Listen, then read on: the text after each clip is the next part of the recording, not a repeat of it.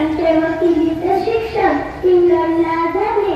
त्यावेळी भारतात इंग्रजांचे राज्य होते. महात्मा गांधीजींनी इंग्रजांविरुद्ध लढण्याचे ठरवले.